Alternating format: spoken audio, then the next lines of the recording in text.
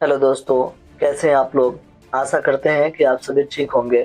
दोस्तों, आप सभी का स्वागत है हमारे इस YouTube चैनल समदृष्टि एकेडमी में। दोस्तों, आज हम लोग व्याकरण से वर्ण संबंधी प्रश्नों को देखेंगे। तो चलिए प्रश्न को शुरू करते हैं। हिंदी वर्णमाला में कुल वर्णों की संख्या कितनी होती है। तो देखिए, पहला ऑप्शन है, ऑप्शन नंबर ए है 50, बी है 52, सी है 54 और डी है 56। तो यहाँ सेकेंड ऑप्शन दोस्तों सही हो जाएगा। हिंदी वर्णमाला में वर्णों की कुल संख्या दोस्तों 52 है। तो दूसरा प्रश्न है, स्वर्ण वर्ण की संख्या कितनी होती है। तो देखिए, ऑप्शन नंबर ए है 11, बी है 12, सी है 16 और डी है 14। तो हम सभी जानते हैं दोस्तों कि हिंदी वर्णमाला में स्वर्ण वर्णों की संख्या 11 होता है। तो यहाँ फर्स्ट ऑप्शन सही हो जाएगा।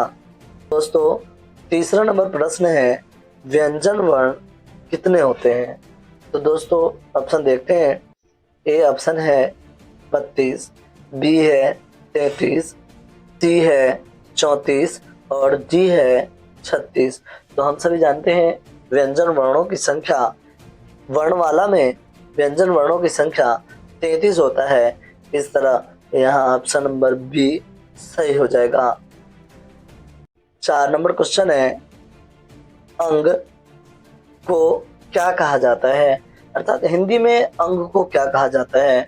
तो यहाँ पर दिया है, ऑप्शन नंबर ए है विसर्ग, ऑप्शन नंबर बी है अनुस्वर, ऑप्शन नंबर सी है अनुनासिक और ऑप्शन नंबर डी है संयुक्त। तो यहाँ ऑप्शन नंबर बी बिल्कुल करेक्ट लग रहा है, तो इसलिए option number B correct answer हो जाएगा। अगला प्रश्न है, इस सिंबल को क्या कहा जाता है। तो देखते हैं ऑप्शन, अनुस्वर, विसर्ग, अनुनासिक और घोष। तो दोस्तों, इस सिंबल को आप बचपन से पढ़ते आ रहे होइएगा कि किसी भी वर्ण के बाद में लगाया जाता है। तो दोस्तों यहाँ पर ऑप्शन नंबर बी विसर्ग सही हो जाएगा। अगला प्रश्न अब देखते हैं दोस्तों, यह मात्रा जो है क्या कहलाता है। तो दोस्तों ऑप्शन नंबर ए है अनुस्वर, बी है विसर्ग, सी है अनुनासिक और डी है घोष। तो दोस्तों ये जो मात्रा है इसको अनुनासिक बोला जाता है। इस तरह ऑप्शन नंबर सी बिल्कुल करेक्ट आंसर है। अगला क्वेश्चन देखते हैं। क्वेश्चन नंबर 7 है, क किस वर्ग का व्यंजन है। तो दोस्तों ऑप्शन ए है क वर्ग, बी है च वर्ग, सी है ट वर्ग और डी है त वर्ग। तो दोस्तों हम सभी जानते हैं कि हिंदी वर्णमाला में वर्गीय व्यंजन 5 होते हैं। एक होता है क वर्ग, बी होता है च वर्ग, तीसरा होता है ट वर्ग, चौथा होता है ट वर्ग और पांचवा होता है प वर्ग। तो दोस्तों यहाँ पर क वर्ण पूछ रहे हैं कि किस वर्ग का व्यंजन है, तो क वर्ग के अंतर्गत आता है, इसलिए फर्स्ट ऑप्शन सही हो जाएगा। अगला प्रश्न है, अंग कौन सा व्यंजन है। ऑप्शन नंबर ए है अंतस्थ व्यंजन, बी है उष्म व्यंजन, सी है क वर्गीय और डी है घोष। तो हम सभी जानते हैं दोस्तों कि अंग क वर्ग के अंतर्गत आता है। इस तरह अंग क वर्ग के अंतर्गत आता है। इस तरह ऑप्शन नंबर सी बिल्कुल राइट आंसर है। अगला प्रश्न है क्वेश्चन नंबर 9, देखते हैं क्या कहता है हिंदी वर्णमाला में। अगला प्रश्न है क्वेश्चन नंबर 9। क्वेश्चन नंबर 9 क्या कहता है कि हिंदी वर्णमाला का अंतिम वर्ण कौन सा है।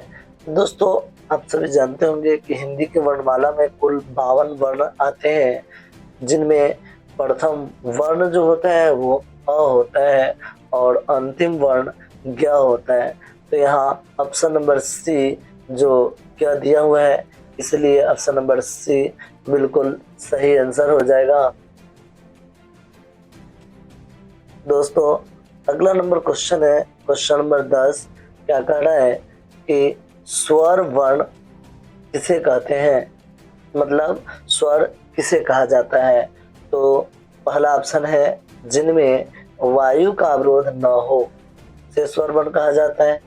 दूसरा है जिनका उच्चारण कठिन हो उसे स्वर वर्ण कहा जाता है। या तीसरा है जो व्यंजन की सहायता से बोला जाता है। और लास्ट है इनमें कोई नहीं। तो दोस्तों हम सभी जानते हैं कि स्वर वर्ण के उच्चारण में वायु का अवरोध भी नहीं होता है और किसी दूसरे के सहयोग से भी नहीं बोला जाता है। तो यहाँ पे वायु का अवरोध नहीं हो रहा है, इसलिए ऑप्शन नंबर ए बिल्कुल करेक्ट हो जाएगा। अगला क्वेश्चन है क्वेश्चन नंबर 11। व्यंजन किसे कहते हैं। तो दोस्तों पहला ऑप्शन देखते हैं, जो स्वर की सहायता से बोला जाए उसे व्यंजन कहते हैं। या दूसरा ऑप्शन है जो स्वतंत्र रूप से बोला जाता है उसे व्यंजन कहते हैं। या तीसरा ऑप्शन है जिनका उच्चारण हल्का हो उसे व्यंजन कहते हैं। या फिर इनमें से कोई नहीं। तो दोस्तों आप लोग बचपन से ही पढ़ते आ रहिएगा कि व्यंजन वर्ण जो होता है वो व्यंजन वर्ण स्वर की सहायता से बोला जाता है। तो चूंकि पहला ऑप्शन है स्वर की सहायता से बोला जाए, इसलिए फर्स्ट ऑप्शन ही यहाँ बिल्कुल सही हो जाएगा। अगला क्वेश्चन क्या कह रहा है कि अयोग वा कितने होते हैं। दोस्तों ये थोड़ा सा डिफिकल्ट क्वेश्चन है, चलिए देखते हैं कि अयोग वा कितने होते हैं। तो ऑप्शन ए है 2, बी है 3, सी है 4 और डी है 5। देखिए दोस्तों अयोग वाह जो है वो एक तरह से अंग और अ होता है। इसको इस तरह से मानिए कि अयोग वाह घर की बेटी के जैसे हैं। ये क्या होता है ना कि घर के लोग बेटियों को कहते हैं कि ये तो पढ़ाई घर की है, जबकि वो ससुराल जब होती है तो वहाँ पे लोग कहते हैं कि ये दूसरे घर से आई है। ठीक उसी तरह यहाँ अंग और अह की स्थिति है। उसी तरह यहाँ अंग और अह की स्थिति है। अंग बोलने में व्यंजन लग रहा है, अंग क ख ग घ अंग अंग बोलने में व्यंजन लग रहा है, जबकि है यह स्वर, इसीलिए इसे अयोग वाह बोला जाता है। इस तरह ऑप्शन नंबर ए ही बिल्कुल सही है। अगला क्वेश्चन है संयुक्त व्यंजन कौन से हैं। तो दोस्तों देखते हैं संयुक्त व्यंजन कौन से हैं। पहला ऑप्शन है छ त्र ज्ञ। दूसरा ऑप्शन है लावे स दंती स ह। तीसरा ऑप्शन है क ख ग और चौथा ऑप्शन है ट थ ड। तो दोस्तों संयुक्त व्यंजन वह होता है जो पूर्ण रूप से व्यंजन वर्णों से ही बना होता है। तो व्यंजन वर्णों से बना अक्षर यहाँ पे ऑप्शन नंबर ए में दिख रहा है, इसलिए फर्स्ट ऑप्शन बिल्कुल सही हो जाएगा। अगला क्वेश्चन है य र ल व किस प्रकार के व्यंजन है। तो दोस्तों य र ल व किस प्रकार के व्यंजन है। तो चलिए देखते हैं। ऑप्शन नंबर ए है कुसुम व्यंजन, बी है अंतस्थ व्यंजन, सी है घोष व्यंजन और डी है अघोष व्यंजन। तो यहाँ ऑप्शन नंबर बी सही हो जाएगा। दूसरा नंबर ऑप्शन है अंतस्थ व्यंजन और यही सही है। तो दोस्तों अगला क्वेश्चन है क्वेश्चन नंबर 15। क्या कह रहा है तलावेसा मूर्धन्सा दंतीसा ह क्या कहलाते हैं। तो देखिए पहला ऑप्शन है अंतस्थ व्यंजन,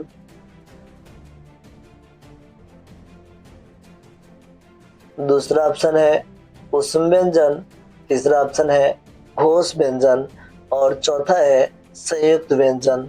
तो दोस्तों जब हम तलावेसा या ह या मूर्धन्सा दंती स, ये सब जब बोलते हैं तो बोलने से ना, बोलने वक्त हमारे मुंह से गर्म हवा निकलता है, इसीलिए इसे उष्म व्यंजन कहा जाता है। तो इस तरह क्वेश्चन नंबर 15 का बी नंबर ऑप्शन बिल्कुल सही हो जाएगा।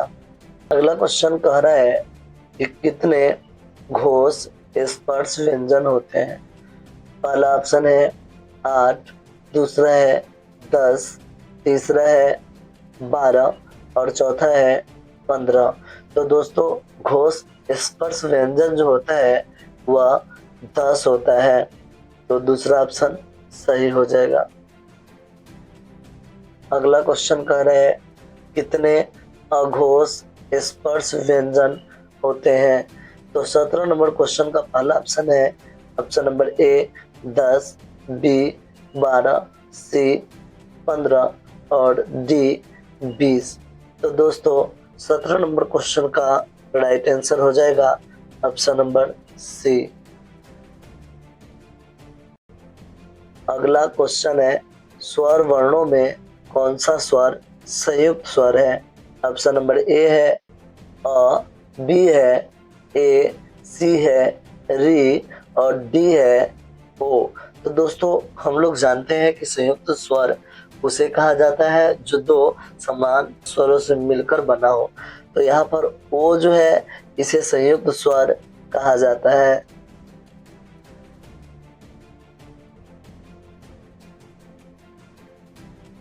अगला क्वेश्चन है क्वेश्चन नंबर 19, ओ और औ किस प्रकार के स्वर है। तो अभी ही क्वेश्चन नंबर 18 दिखाए हैं कि ओ संयुक्त स्वर है, इसलिए ऑप्शन नंबर बी संयुक्त स्वर राइट हो जाएगा। तो दोस्तों हिंदी की वर्णमाला में कुल 3 संयुक्त व्यंजन होते हैं, इसलिए ऑप्शन नंबर बी बिल्कुल राइट हो जाएगा।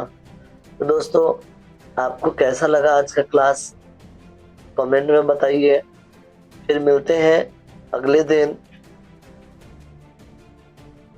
तो